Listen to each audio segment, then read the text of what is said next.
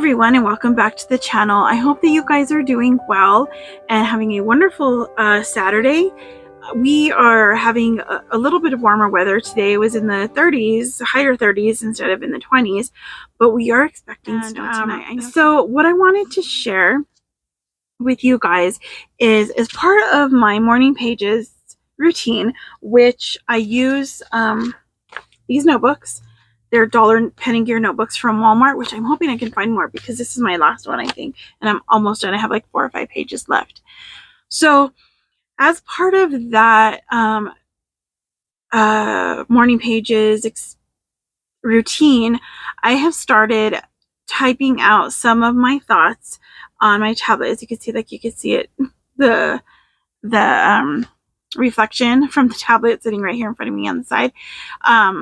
I was able to get this tablet for $45, brand new Samsung. I'm not sure what exactly it is, but it was one of the newer ones they had, and they had a sale right before Christmas, I believe it was, for $45 for the tablet, and it's like $20 a month for service. And I needed something because I don't have a computer, I don't have anything, and I needed something to watch our shows on and, you know, all that kind of stuff. And then when I used to have a computer at home years and years ago, I was able to use that to write stories. Like I started writing a book or short story. I don't know what it would have turned into. And just able to like kind of I had a blog as well, which is, it's still up. I just haven't written in there in a very, very long time. So I'm thinking of actually pulling some of that stuff to share with you guys. But anyway, I've been kind of doing that style of stuff in the note section of my tablet. And I found this little keyboard. It's been a while. I found it at Savers for $5.99. The only problem is this thing is not that great. It works pretty well for a while, but it didn't come with the charger, so I do have something that I can charge it with. It's from another thing, but it isn't the best. I don't know if it was messed up and they brought it in, but every once in a while you press, like, let's say the P, it'll actually give you a J or something. You gotta, like, it's kind of wacky. So I'm hoping to get a new one. But I wanted to share what I've kind of been writing for this year for my word surrender. Now, I'm going to share that prior to getting into week 1 of The Artist's Way. I haven't got far into that yet. My plan is to get through chapter 1 between today, the rest of today, and start off with the tasks and everything tomorrow. And throughout the next week, I'll be working on the tasks, setting up the artist date, and doing all that type of stuff then. So this way I start my week on Sunday, start all of that stuff. And this way I can get the video out for that, hopefully that following Sunday or something like that. So when I was reading this, it really got me thinking. And the interesting thing was, right before I read this, and it may have been the same day that I typed this out. I think I can't remember if I typed this out prior to reading this or after, during, I don't know. But it was on the 5th that I started reading this, and I highlighted a few things. So one of the things that I wrote that I want to share, because I kind of want to give an idea of what is going through my mind when I think of surrender, when I think of how I'm going to face these weeks of the Artist's Way, the artist dates, the tasks to getting creative, and just in general with the health issues and different things, how I want to approach this year by kind of going through the things that are going on in my head and my heart, and trying to process all of that stuff. And so my first entry in my notes on my tablet is this. I'm going to go ahead and just read that to you, and then I'll jump into the week 1. January 2025, the year of surrender. Ultimately to God, of course. There are many things that I need to surrender at the foot of the cross and stop picking them back up. Why is it so hard to surrender?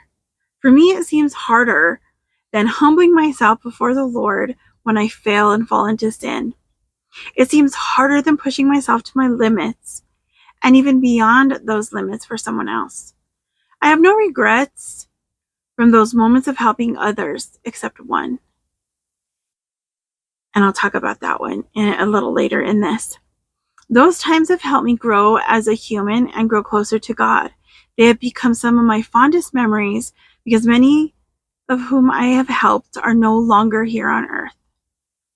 Now, the one regret I have is in the process of serving others and giving all I could, I ignored myself. I ignored the alarms going off in my mind, my emotions, and my body. Those moments of deep sadness that brought me to the brink of not wanting to continue this life, to the zaps, quote unquote, zaps, whatever was going on in my head, panic attacks that I thought were signs of heart issues before I even turned 20 years old. The time when the nightmares were so bad I couldn't sleep or even live out my days without that nightmare weighing heavy on me. The feelings of never being good enough and wanting to hide from the world behind a book or lost in my favorite songs locked in my room. Anxiety became a way of life, always in fight or flight mode, and at times frozen in fear of being seen. I hate attention. I don't know how to receive a compliment without brushing it off or turning it into something negative. My body and mind can't handle stress correctly. This has been going on for many years, but in most recent years, it has gotten worse. If there's a conflict or even a hint at a conflict, my body freezes. My heart races, dizziness and nausea take over, and I can't move. I can't function. There are so many things that have gotten so much harder because of the stress of being a people pleaser and not taking care of myself. It has wreaked havoc on every part of my body. Blood work comes back, and the words that come from the doctor's mouth make my heart drop. One more thing to deal with. One more thing to carry. Instead of thinking one more thing that God will bring me through, and one more thing to surrender to Him. Control freak. One day I heard those words from my youngest sister. She was not being mean, but observant. Something clicked that day and made me stop and look at my life and find out what she saw was true. Well, she was right. I never saw it because I wasn't trying to control others' actions or how they live their lives. Yet, I was actively controlling situations and emotions within myself in unhealthy ways, and also trying to control or manage others' emotions. As far as the latter, what I was doing is As far as the latter, what I was doing is being a people pleaser and trying to make myself be someone I wasn't, so that the other person would be pleased and happy, especially with me. After all, I didn't want to bring attention to myself or for anyone to be mad at me, so I kept quiet. I kept all my feelings and thoughts inside my head and heart, and at times on paper that eventually got tossed in the trash or burned. So, my back I don't know, today is just a really high pain day again. It's just getting kind of ridiculous. I think it's just the weather, but I didn't realize any of this stuff was going on. Like, I knew that since as long as I can remember, I struggled with depression. I struggled with such a heavy sadness that I couldn't figure out, I couldn't pinpoint why I didn't want to live anymore, why I didn't want to face the things coming at me anymore, why I just wanted to run away or whatever it was that was going on at the time. I couldn't, and I still, for the most part, don't know why. The first time I had a panic attack, I was in first grade. At least it's the first time I remember. I ran out of the building after lunch. I threw my lunch tray out, all the stuff or whatever, and all of a sudden I just got this, like, I can't breathe, I can't, whatever was going on, and I needed to run out of the building. And all I remember is telling my mom I'm not going back there. I was crying, I'm not going to go back there, I don't want to go back to that school. But I don't think that anything ever happened to me there. I don't remember anything happening.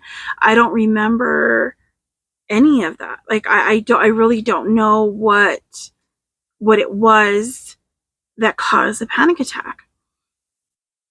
So of course the next year I went to a different school. And that helped for a while, but as time went on, I struggled with being around people. I struggled with school. Like, I just wanted to get to school because I knew I had to. I had to do it. I had to graduate. I had to pass my classes because that's just what you did. And I didn't want to be in trouble. I didn't want to have problems. So I just did what I had to do. But I didn't have an outlet. I didn't allow myself an outlet. And I loved to read. I loved music. I loved to sing. I loved to write. I didn't know all the crafty things I would love back then, like I do now. There's so many different things that I've tried bits and pieces of, and different things that I really want to do more of, but I just never did. I never allowed myself to do it because I wanted to make sure I was being there for other people and not being selfish. Now, week 1's chapter is called Recovering a Sense of Safety. Now I want to just have a disclaimer here. I'm not a teacher. I'm not a medical professional. I'm not wanting to tell you how to live your life or what to do or what things to try, or anything like that. I just want to share my experiences. I want to share what's working for me and what hasn't worked for me, and just share my love of crafting, my love of the Lord, especially my love of writing and reading and journal, like just all the fun stuff and all the artsy, crafty things that I want to share. And that's one thing I really want to do more of this year, is kind of, as I go through this Artist's Way, I want to continue after this 12-week course, really doing more of this fun art things and sharing that with you as part of my healing journey. So here I'm going to read, I'm going to read this little section here that says week 1. This week initiates your creative recovery. You may feel both giddy and defiant, hopeful and skeptical. The readings, tasks, and exercises aim at allowing you to establish a sense of safety, which will enable you to explore your creativity with less fear. Okay. So the first part of it talks about how most artists never receive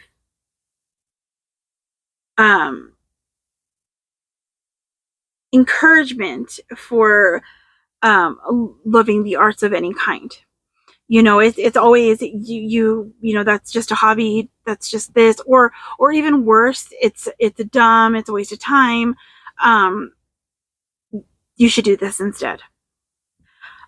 So here she says, this is part of the thing that I highlighted. Timid young artists, adding parental fears to their own, often give up their sunny dreams of artistic careers, settling into the twilight world of could-have-beens and regrets. They're caught between the dream of action and the fear of failure. Shadow artists are born. Now, I wasn't necessarily I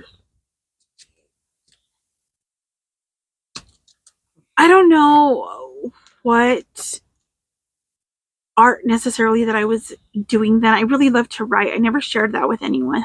That's Luna. She's gonna sit on the desk, and she likes to be here on the desk with me. So I guess it just didn't feel like I could share that writing. Let's see if she'll let me show you. She'll let me show you her cute little face. Luna, look up there. Luna. Luna. Mm-hmm. She's 6 years old and she's little. She's a little one. And so like, okay, so my artistic things, and it wasn't really art all the way. I mean, I love to sing. But you always get, oh, you're not singing good, you know, like making fun of you or something. Shh, it's okay. It's okay. I don't know why, but Graham gets very, I don't know if it's worried or something about Luna because she has breathing issues. Since she was a baby, she got sick and she's got these like issues with breathing, so he can hear her, and he worries about her and he cries because he doesn't know what to do with her, and he gets like so anxious that he'll shake sometimes. Like he doesn't know how to help her. So if you hear him, that's what's going on.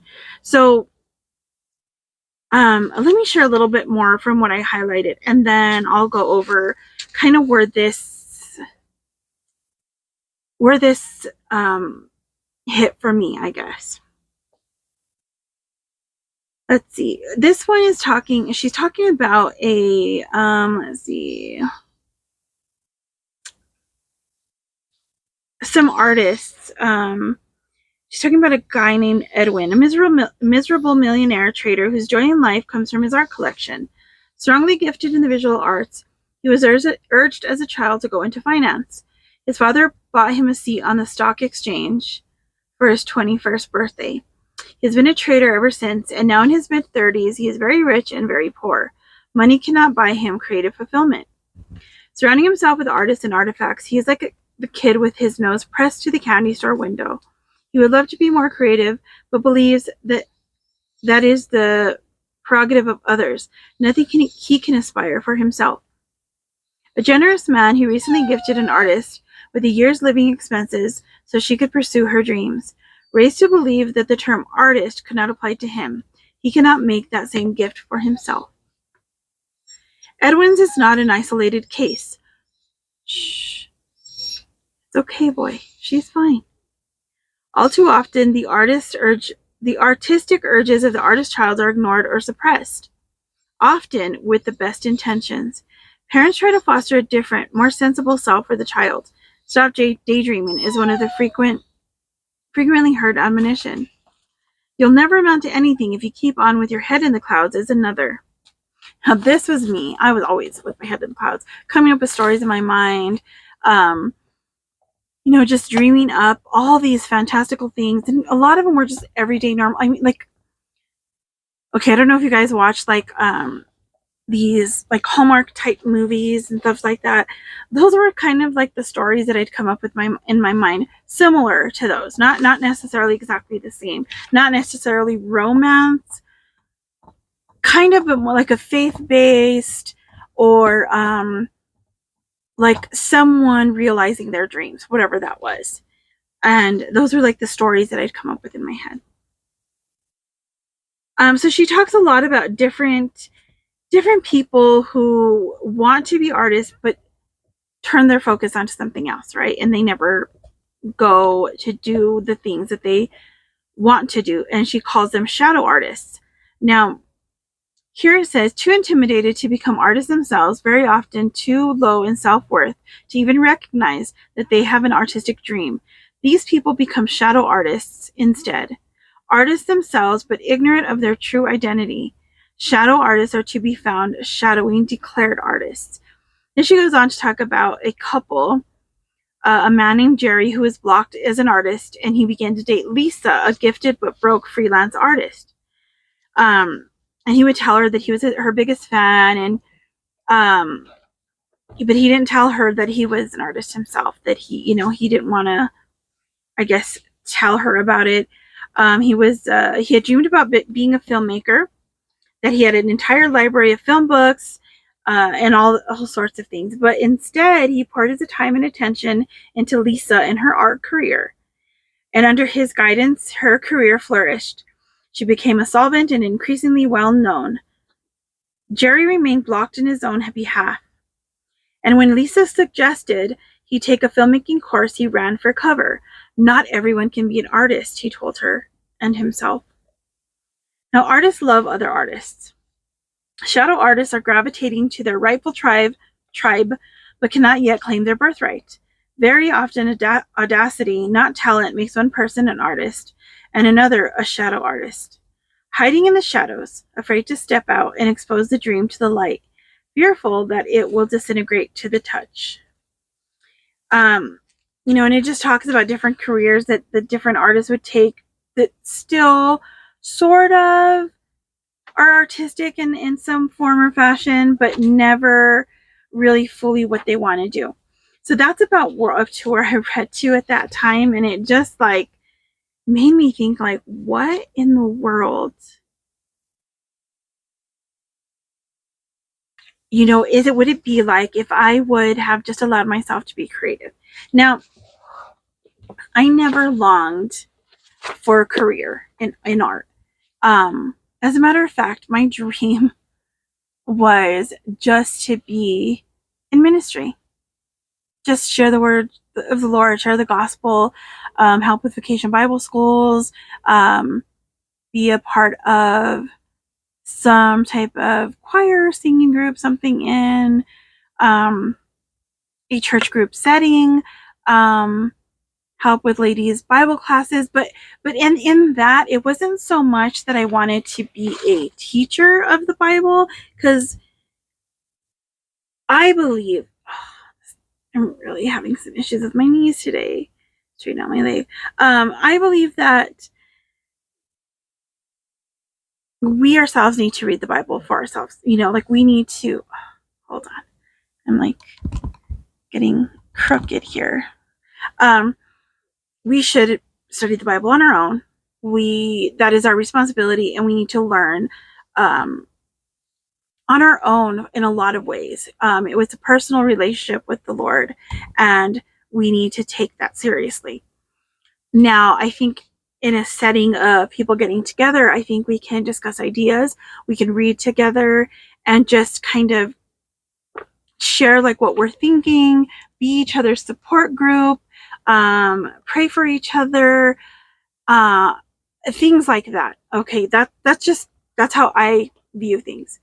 So I didn't necessarily want to just be like a teacher of the Bible. I wanted to share what I was reading and what the Lord had done for me, kind of like each of us would share our testimony or something that we were learning because of our faith in the Lord. So, like, for instance, what I do here, I want to share my health journey and how He's blessing me, how He's using the things that are going on in my life to bring me closer to Him, and sharing the things that I love to do in that process. Now, I never thought I could do any of those things. I did help with Vacation Bible School. I did have a ladies' Bible class, and the best part for me was giving baskets of things away that we made or bought as a group to people who were going through a hard time, or just someone that we wanted to bless. And I would love to be able to do that again. But when I stopped working because of health issues, the funds just weren't there. And that's kind of what I want to do with this channel as well. I have this long list of wish list stuff to use, to give away, to do things with people who watch the channel, send them off, and people in real life that I can meet in different places that I can give something to, that I've either made myself or that, whatever, and give away Bibles, of course. Now, that is where this hit me, was that I never allowed myself to believe that I was capable of having these things, of doing these art things. Like, I think of, like, me and my mom had made a bunch of pillows, a bunch of pillowcases, curtains. I think we made a couple of skirts. We made a blanket for my niece together with my grandma. And I think I would love to be doing that and have just something fun to do, something to bless other people with, making, I don't know, anything, like have a garden and share what I have grown with someone else. just my love of reading, being able to share what I have, books, and pass them along to other people. But I was saying, no one's going to care what I'm doing. No one's going to care what kind of art thing I want to do. Sorry. It's like, I don't know why it feels like I'm crooked. I don't know if I really am, or am I just seeing things weird on my end. But these were the things I wanted to do. That's my, I guess, my inner child's love language, my love language and my inner child intertwined into, I want to give things. I want to make people happy. I want to make people feel loved. I want them to know that they are loved and that the Lord loves them, and that, it's all, that's what I want to do. And I want to do that through some kind of art, even if it's like making cards and sending them to people or whatever it is. But I'm scared. Because part of that whole I hate attention is, what if, okay, so for instance, my mother-in-law and my dad both got one of my paintings. My sister did too. I don't know where they put those, but my dad has it framed and it's on the wall in the living room. And my mother-in-law has it framed. She had it in the living room. Now it's in the bedroom. And I'm like, why would you do that? Like, that's embarrassing. Like, it's that kind of thing that I really want to work on. And that's part of the surrender process. And that's part of the Artist Way process.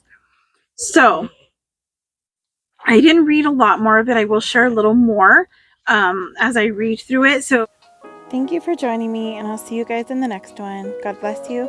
Bye.